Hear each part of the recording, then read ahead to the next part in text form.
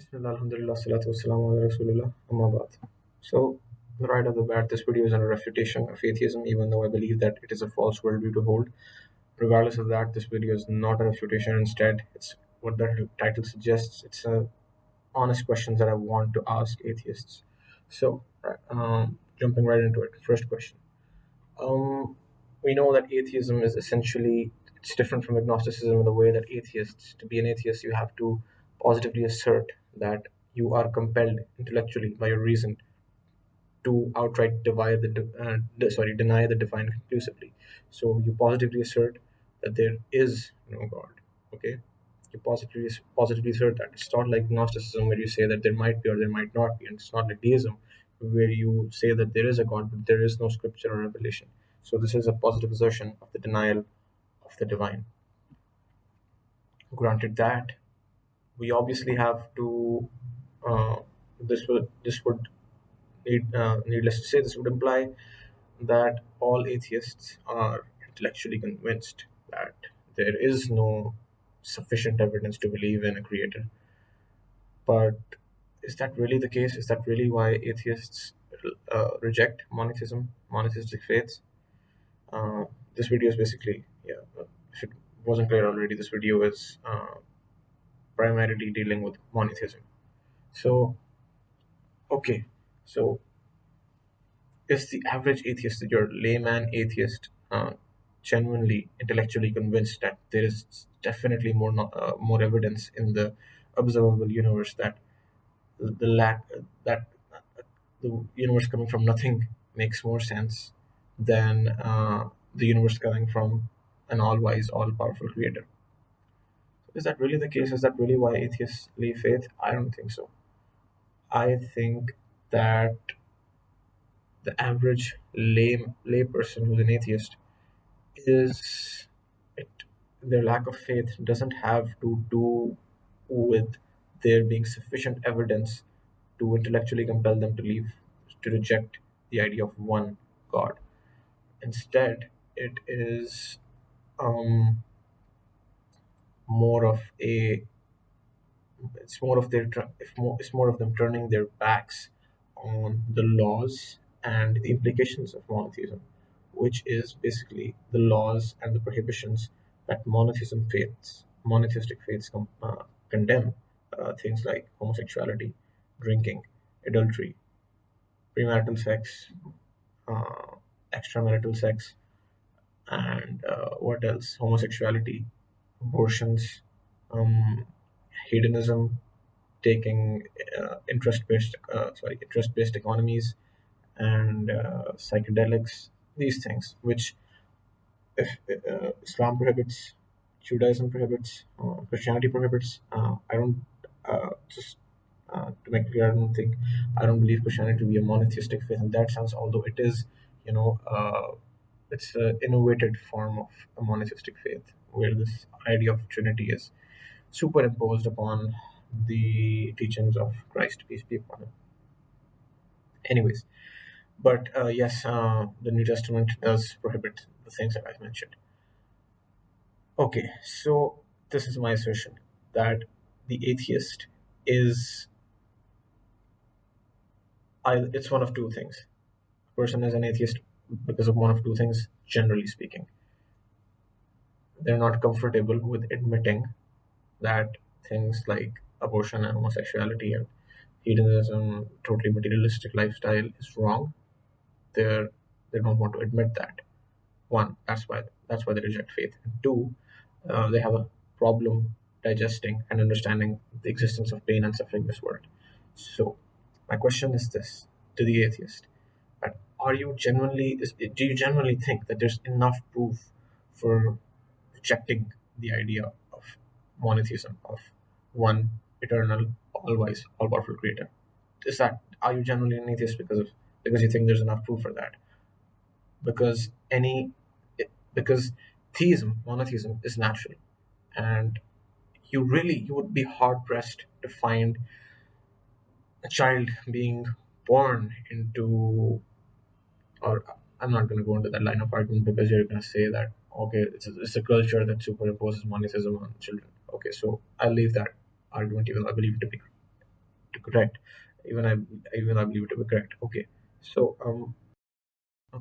given the order of the universe, the order in creation, the repetition that we see in creation, the intelligent design. I'm sure you're aware of all the I'm sure you're aware of the like intelligent design argument, all of it. Okay, and like the cycles in nature, the uh, miracle of life and consciousness, and these things. Does a cold dead universe bringing rise to these things, bringing rise to repetition and creation, bringing rise to beauty and order and the recognition of beauty within us, giving rise to consciousness and things like love, emotion, morality, and these things? Do you really think it's more plausible? Do you genuinely believe that it is more plausible that a dead cold universe gave rise to these things as opposed to an all wise, most merciful, most compassionate, and most powerful uh, and eternal creator giving rise to these things? Okay, do you genuinely think that you're intellectually convinced that atheism is true? Or is it more of an emotional problem? Are you rejecting faith because you hate faith and because you hate what faith implies? That was my first question. My second question is based upon the assertion, my assertion.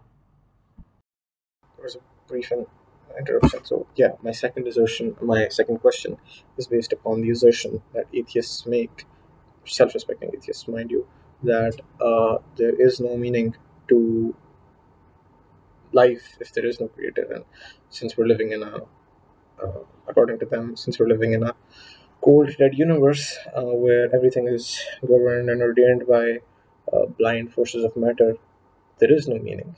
So, okay, that's what you say. And given that, my second question, uh, follows through from this assertion that given that, why aren't more atheists sincere with what their belief entails, specifically the lack of meaning that the belief entails?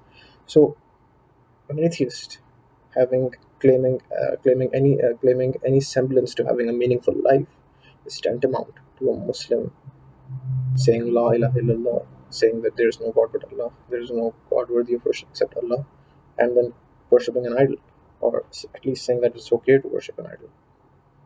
These two things are the same in terms of integrity, in terms of sincerity to your belief. A Muslim worshipping an idol, and atheist claiming to have any meaning to what he or she does, or what her life or his life. So, dear atheists, we theists want you to be more sincere to your faith, because that's what it is. I think it is more faith is required for a person to look at the observable universe and then come to the conclusion that there is no creator.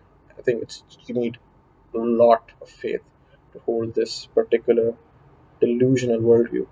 So, yeah, my question follows.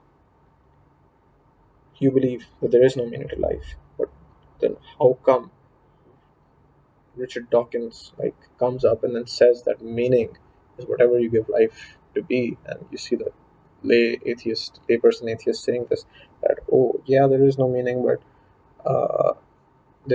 but I like literature, or I like music, so that's the meaning of my life, pursuing my interest. So, I mean, this is like such a face palm moment. What, do you have any shred of integrity and sincerity? This is like a Muslim saying La ilaha illallah and then prostrating to an idol. I mean, what are you talking about? You literally do not believe in truth with a capital T. There is nothing. There is nothing in a cold and dead universe which you which you believe in. A cold and dead universe. There's nothing in a universe full of randomly moving particles to discern truth from falsehood. You know, there is no objective standard in your worldview to decide what's true and what's not, what's right and what's not. So, in that worldview, there is no leniency to have anything like meaning, to have anything like love and warmth and joy and compassion, Rahma. You know, so don't say that you love your child because you love your child. Say you love your child because evolution made you do that. Uh, and natural selection, whatever that is, like it's evolution and natural selection or something out there in the world, this mechanism that is uh, moving things, like, come on, that is a fairy tale. Evolution and natural selection, and the way that you people believe it, is an absolute fairy tale. It's woo woo. It's nothing. You literally believe that evolution is something that's out there in the world. It's like a machine that is, driving organisms to evolve, so to speak. And you claim theists to be rational. Like, do you even understand how the scientific method works? Anyway, I was talking about, yeah, the child example. So don't claim to love your child and call it love, because that's you not being sincere to your faith. If you're kissing your child or caressing it, you have to you have to make it very clear that you're only doing that because your evolution programmed you to do this, because it's beneficial from a natural selection point of view to be compassionate towards your young ones. We, the theists, need you to like be sincere to your belief. You should get on stage and say things like, "My life has no meaning," because it really doesn't. If you subscribe to this worldview, where there is an eternity stretching before your time, and there will be an eternity after your death, according to your worldview. So, if these brief 60 years is all you have of life, of conscious experience, and nothing you do has any meaning, think about that. Think about that. 60 years in a billion years is nothing. Okay, 60 out of billion is nothing. There's no meaning to that. So, what do you think about 60 years? Like, try to divide 60 by infinity. That leaves no room for meaning. So, don't have any claim on morality. Don't have any claim on meaning. You people, your belief system is, with all due respect, actually, no. Your belief system is degenerate. It is degenerate. It has no room for the little things in life. It has no room for sunsets and, caresses and newborn babies and meaning and joy and compassion and mercy and love. It has no room for these things. So don't claim to be more civilized and be more moral than religious people. Okay, you need to be more sincere to your beliefs. You need to be, and you need to get on stage. As I said earlier, and say that the only reason you're not raping and pillaging and robbing banks and whatnot is because you're afraid of the bodily harm that might afflict you if you were to do these things, and you need to be like more honest and say that you don't have any moral reason to not be doing these crimes. It's just because of you want to avoid harm and pain and all these things. So yes, why aren't you more sincere with your beliefs when your beliefs clearly have no room for meaning? Why do you pretend that you have a meaningful life? Is it because you want to be sedated and you want to hide from the truth of your weird, wacky worldview?